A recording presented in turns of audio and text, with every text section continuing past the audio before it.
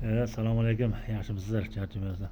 Mana kechagi navbatimda xuddi sizlar aytganday qildim, mana tortib. Endi bir muammo bo'lyapti. Xo'jayin ikkalamiz tortishyapmiz. Mana plastikni mana to'g'richasiga to'rtburchak qilib qo'ygan yaxshimi yoki uzundan uzun tashlagan yaxshimi? Uzundan uzun tasha, u xo'jayin uzundan uzun tasha deydi. Men aytdim, mananday qilib ikki tomonga yetadi-ku 4 metr deb. Shunaqa deb desam, yo'q deydi, ikkiga bo'lamiz deydi. Qaysiga bizniki to'g'ri? Shunda chiroyli chiqadi. Mana shunday.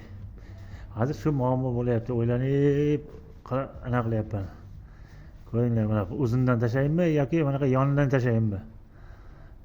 Shunda chiroyli chiqadi. Lekin to'rtburchak qilib anaqa qo'yamiz deydi. Nima deydi? Kletka mana yerda mana bunaqa qilingan-ku, xuddi shunaqa qilib to'rtburchak qilib qo'yishimiz kerak deydi.